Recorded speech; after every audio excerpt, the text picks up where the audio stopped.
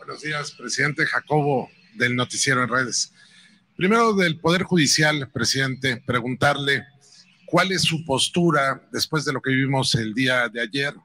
Hay gente en redes sociales que cuestiona por qué usted, teniendo el poder y la facultad, no ha emitido un decreto para limpiar de tajo la corrupción en el Poder Judicial.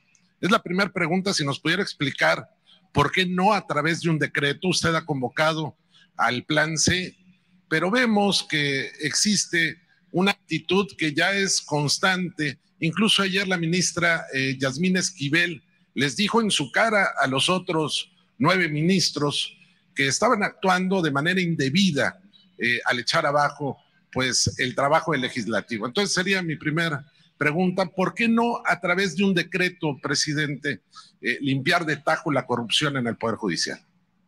Bueno, porque somos respetuosos de la división y del equilibrio entre poderes, algo que ellos no están cumpliendo. Ellos están en una actitud de intromisión en las facultades del Poder Legislativo. Lo que hicieron ayer pues fue corregirle la plana a otro poder. Es como si el Poder Legislativo decidiera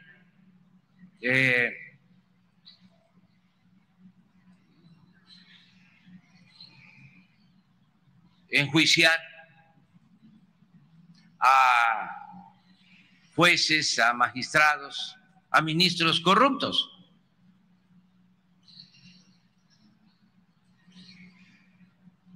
Tendría que aclararse si hay facultades para eso,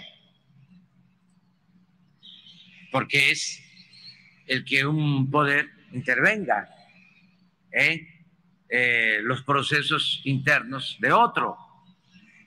Dirían seguramente: nosotros somos autónomos, somos independientes, y si hay corrupción existe el Consejo de la Judicatura del Poder Judicial.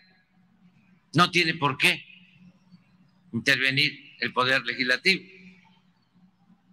Entonces, yo interpreto esto más que nada como una actitud política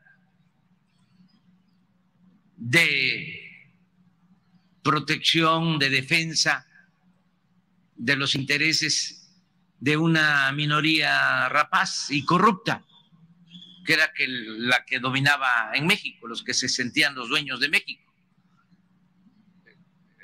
El gobierno estaba secuestrado, tomado por esa minoría. Como ya no pueden dominar en el Ejecutivo ni en el Legislativo, esa minoría está encumbrando a el Poder Judicial, convirtiéndolo en un supremo poder conservador. Ahí es donde se están queriendo refugiar los delincuentes de cuello blanco que tanto daño le han hecho al país. Los que se han dedicado a saquear a México tienen ahora a estos empleados a sus servicios, a magistrados y a ministros y también a jueces, con honrosas excepciones. Pero esto es lo que está sucediendo. Entonces, si nosotros intervenimos, si yo emito un decreto, hago lo que en su momento llevó a la práctica Zedillo, de desaparecer la Suprema Corte y de renovarla con otros ministros, despidiendo a los que estaban pagándoles muy bien por su retiro, pues imagínense, pondrían el grito en el cielo, porque así son de hipócritas los conservadores. Su verdadera doctrina es la hipocresía. Dirían, se trata de una dictadura. Ya ven, teníamos razón. Es una dictadura. No, nosotros queremos hacer realidad una auténtica democracia que no había en nuestro país. Y eso hay que tenerlo muy claro. No había democracia hasta el 18, hasta que el pueblo dijo basta.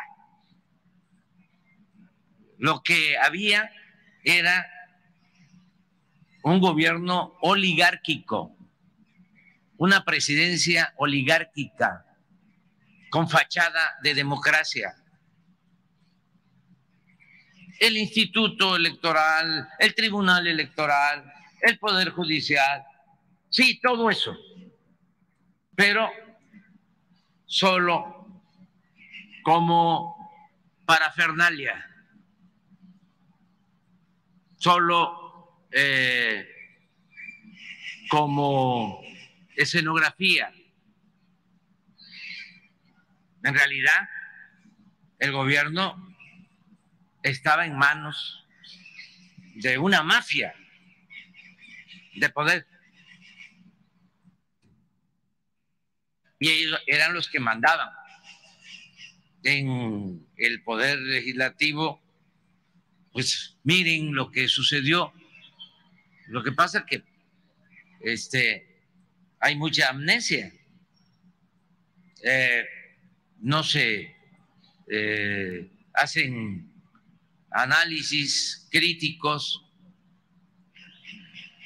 La mayoría de los medios, también con honrosas excepciones, que no informan, sino manipulan. Pero imagínense, en 36 años de dominio de este grupo minoritario con su política neoliberal o neoporfirista, todas las reformas que se hicieron a la Constitución fueron para beneficiar a esa minoría rapaz y en contra de los campesinos. Acuérdense que privatizaron el ejido, que pusieron las tierras ejidales al mercado. Por eso ahora hay ejidatarios que tienen grandes extensiones de terreno, ejidatarios latifundistas. Eso pasó en el periodo neoliberal. En el caso de los obreros, lo mismo. Todas las reformas fueron para congelar los aumentos salariales, para quitar prestaciones a los trabajadores, para privatizar las pensiones. Todas las reformas fueron para afectar la seguridad social, para entregar los bienes de la nación, del pueblo, a particulares, nacionales y extranjeros. Si están muy molestos porque no consumaron su obra de destrucción, porque el pueblo dijo basta, y sonó la alarma, sonó la campana a partir de hace 5 años. Y así es que estamos rescatando a Pemex, estamos rescatando a la Comisión Federal de Electricidad. Si no, no existiría nada. Entonces, todas esas reformas a la Constitución fueron para legalizar el pillaje, el robo, el saqueo. Y en el caso del Poder Judicial, pues lo mismo. para simular de que había democracia.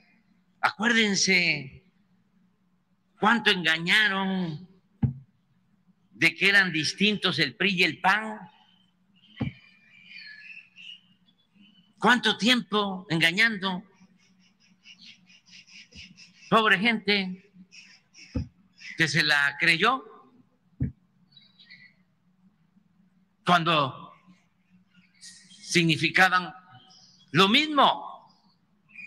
Entonces se necesitaban una renovación del régimen de opresión, de injusticias, de privilegios, de corrupción, y hicieron el supuesto cambio, ¿no? La alternancia. ¿Y qué sucedió? Los hechos. Pues continuó lo mismo. Para llevar a la práctica ese enjuague, desde el tiempo de Salinas llegaron a acuerdos con el PAN.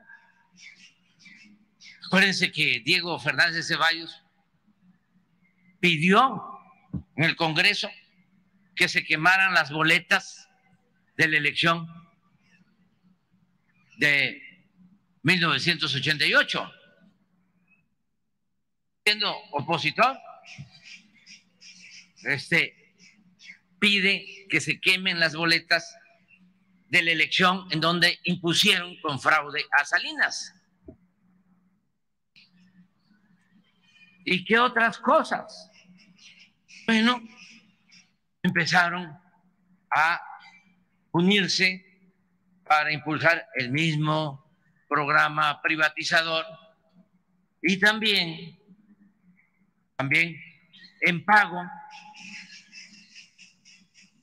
el PRI, el gobierno de entonces, les entregó a los dirigentes del PAN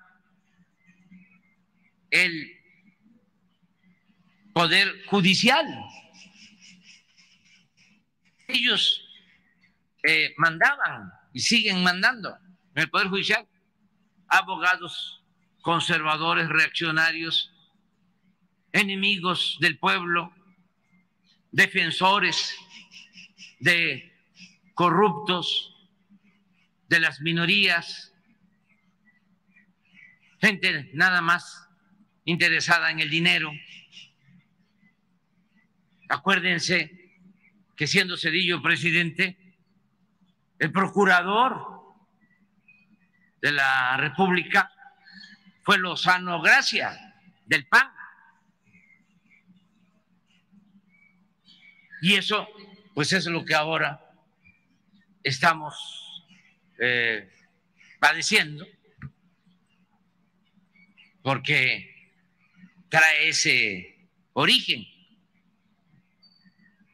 ¿Cómo remediar esta situación? Pues no es con decretos.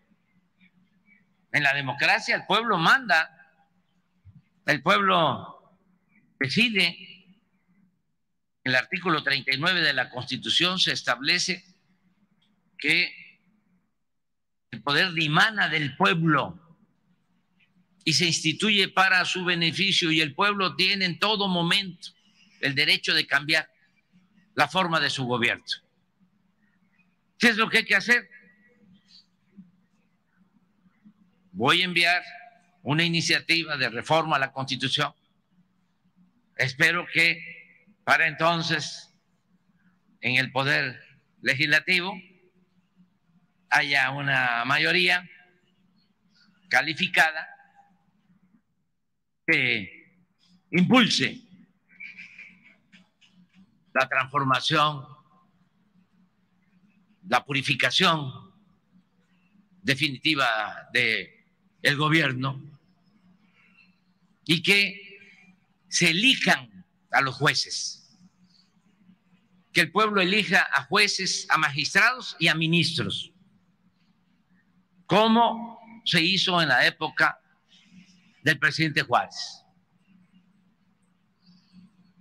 que el pueblo elegía a los integrantes del Poder Judicial, bajo requisitos para tener abogados, para tener legisladores, en este caso jueces, magistrados, ministros, que actúen con integridad, con rectitud, que defiendan y protejan al pueblo, que no estén al servicio de la delincuencia de cuello blanco. Eso es lo mejor. Lo otro, pues, sería darles motivo para sus campañas, porque ya ven cómo son de hipócritas, se rasgan las vestiduras. Ya hay un dictador en México. Entonces, eso es lo que yo pienso. Ya sabía, hasta de antemano lo había dicho, de que iban a anular la ley electoral, entre otras cosas, porque estos ministros, y me gustaría que me contestaran, violan la Constitución, en particular, en especial, violan el artículo 127 de la Constitución, que establece que ningún servidor público puede ganar más que lo que tiene como percepción, como sueldo, el presidente de la República. Y yo gano 140, 150 mil pesos mensuales. Y ellos ganan 600,000 al mes. Y manejan un fideicomiso para sus viáticos, para vivir colmados de atenciones, de privilegios, un fideicomiso de 20,000 millones de pesos. Entonces, ¿con qué autoridad moral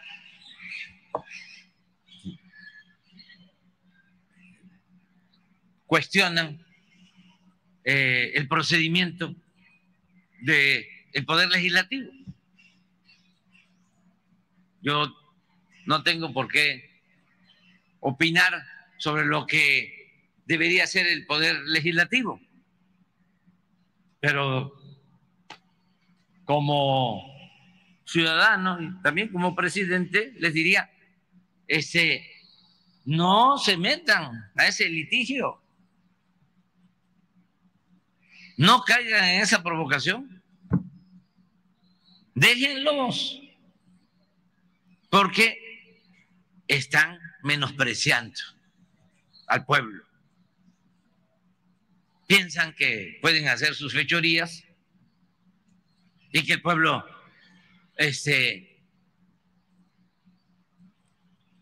no se da por enterado. Es más, no exagero, la mayoría de ellos en lo íntimo piensan que el pueblo no existe, que la política es asunto de los políticos, de las élites. Así aprendieron, así se formaron. No tienen respeto por el pueblo. La política, según ellos, se hace en la cúpula. Se hace entre políticos, en este caso, entre jueces, magistrados, ministros, ¿no? Amigos, familiares, allá, arriba. El pueblo, no. Se les olvida que la política es asunto de todos y que estamos viviendo un momento estelar en ese sentido, porque la gente está muy consciente, no deja pasar nada. Por eso se ha ido avanzando en la transformación. Bueno, puedo decirles que les estamos ganando a los reaccionarios, aun cuando cuentan con el apoyo de la mayoría de los medios de manipulación, que no de información, con honrosas excepciones. Porque aquí en Chiapas hay medios de información libres y verdaderamente independientes, cercanos a la gente, distantes del poder, esté quien esté en el poder. Pero no ha podido. Todos los días un bombardeo de mentiras. Cada vez se desesperan más, muestran el cobre y gritan, insultan, pero no. Y lo mismo sucede con los pseudointelectuales o académicos de la derecha, que antes simulaban ser independientes. Y ahora ya, fuera máscaras, ya se están situando como lo que son, intelectuales, escritores, al servicio de los varones del dinero en México. Acabo de ver de que ya formaron con un grupo de estos escritores intelectuales, Sheridan, de Letras Libres, Aguayo, un comité para opinar, porque son sabiondos y expertos. Ellos van a definir las reglas para la elección de los candidatos y en especial del candidato a la presidencia del bloque conservador. Ya se autonombraron con ese propósito. Claro, no es tan espontáneo esto, ¿no? Porque ando buscando al tonto que les crea, ¿no? De que entre ellos se organizaron. No. Ahí están los jefes, ¿no?, del bloque conservador, que fueron los que los congregaron, ¿no?, con ese propósito. Pero qué bueno, porque cómo engañaban. Era lo mismo esto que hablábamos del PRI y el PAN, que eran distintos. Ponían a la gente a pelear cuando no se ganaba nada con ninguno. El pueblo no ganaba nada porque todo era una simulación. Entonces ahora también con estos intelectuales orgánicos, ya al desnudo, ya sabemos quién es quién.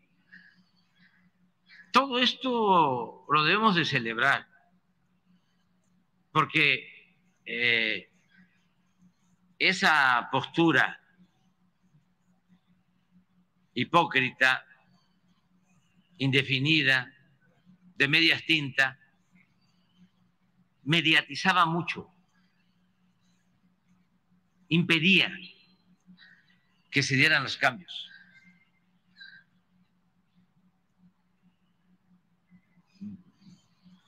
Porque engañaban. Ahora no. Ahora ya está muy claro. Son dos agrupamientos, como ha sido la historia de México siempre, conservadores y liberales con dimensión social, y que cada quien se acomode, pero nada de que soy independiente. ¿Se acuerdan que habían hasta candidatos independientes? Hubo una época en que impulsaron desde el mismo régimen a los llamados candidatos independientes, independientes del pueblo, no del poder, y engañaron también muchísimo con eso. Hasta para la candidatura a la presidencia, la vez pasada hubo un candidato independiente, ni siquiera reunió las firmas que se necesitaban, pero como que mandaba en el INE, dio la orden que lo registraran, no tuvo que juntar las firmas, o las falsificaron y le dieron el registro, porque necesitaban un independiente. Y todo esto también con el propósito de seguir confundiendo. Imagínense, Cuadri, ahora es diputado por Coyoacán, y siempre me gusta poner el caso de Cuadri en debate, no por Cuadri solamente, sino porque mucha gente de clase media,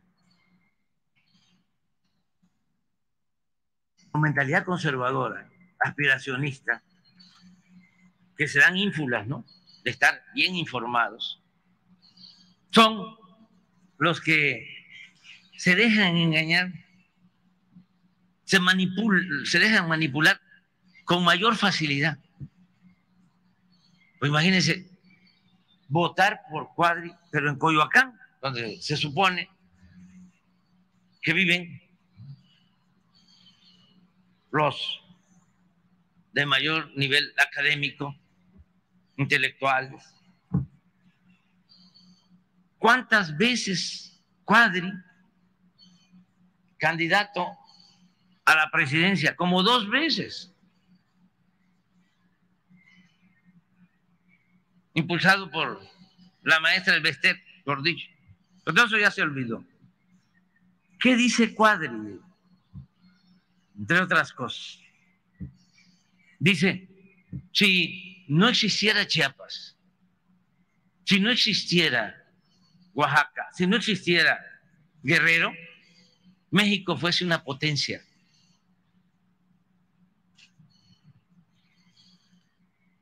Imagínense, si no existiese Chiapas, si no existiese Oaxaca, si no existiese Guerrero, no existiría México. Pero esas eran las grandes personalidades del conservadurismo, y ahí anda. Hace poco, no sé si tienes ahí la foto, el presidente del PAN